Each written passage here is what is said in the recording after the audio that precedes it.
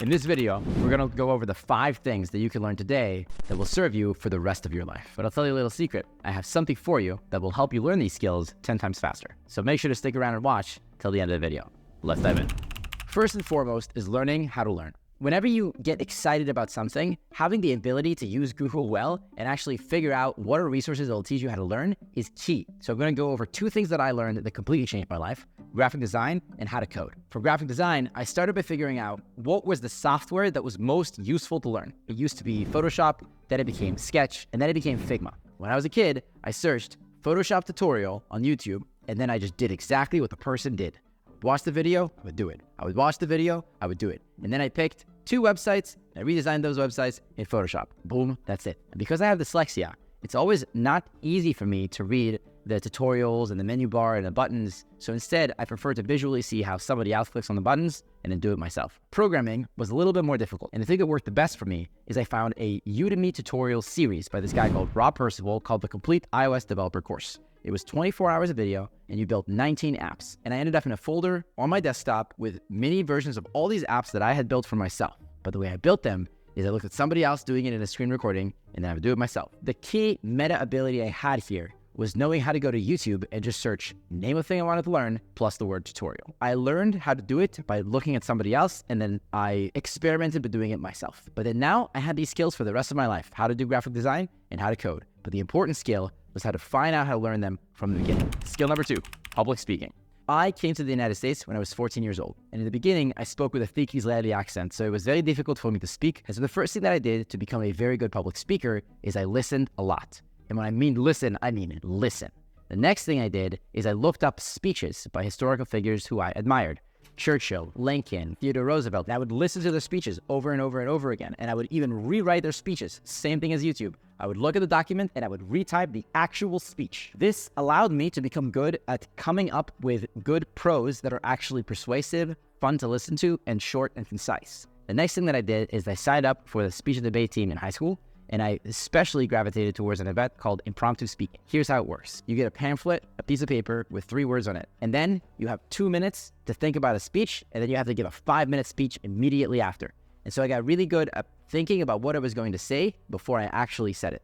And then I practiced this a lot. I took this game, impromptu speaking, and I brought it back home. And I would play this as a game with my brothers and my sisters until we all got really good at giving a complete 5-minute speech off the top of our head based on whatever word you gave us. Those are the things that I would use initially for public speaking. If you want to get to a higher level, whenever you have the opportunity to public speak, always make sure that somebody films you. Take your phone, let's say you're in class and you're about to give a presentation, give it to somebody on the audience, ask them to film you in horizontal mode. It'll take 5 minutes, and then watch it back afterwards.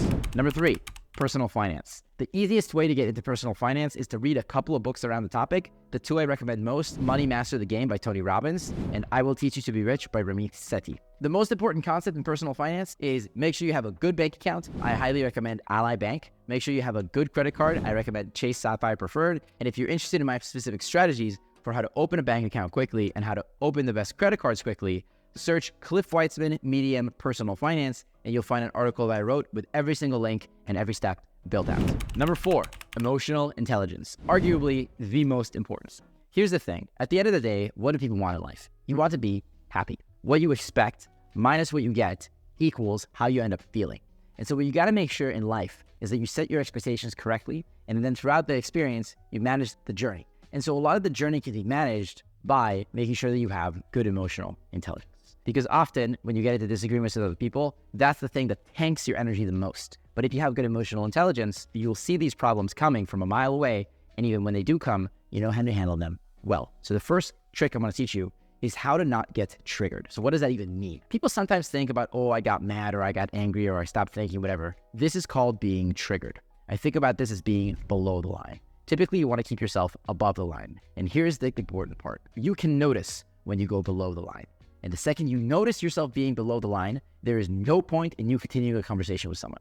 And so you could look at the person that you're talking to and say, hey, I can notice myself getting triggered.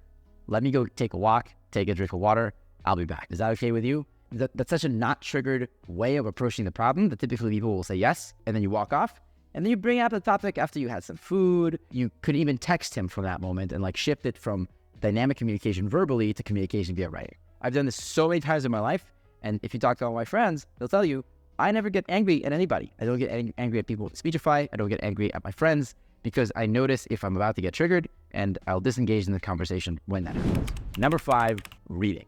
I attribute the majority of who I am today to the fact that I've listened to 100 books a year every year for 15 years. I was not a good reader to begin with. In fact, I was a horrible reader. I have dyslexia. And what I learned is I also have ADHD. And it turns out that the speed of the listening needs to be equal to the speed at which my brain is working, because my brain moves really fast. And when the two are equal, then I'm really engaged and really interested. It happens to be that it's just difficult for me to read with my eyes at that speed, so I use text-to-speech. How do you do that? If it's a physical book, you take a picture with your phone, it scans it for you, and then it reads. If it's browser screen, let's say your email or wikipedia.com, use a Chrome extension, you click play, and it'll read it to you. And you might be thinking, Cliff, where do you find an iPhone app like this? Where do you find a Chrome extension like this? Where do you find a website like this that will convert my PDFs? Well, it's called Speechify. If you go to speechify.com and you download it for the Chrome store or the iTunes store, you can check it out. It's changed my life. You can probably change your life as well.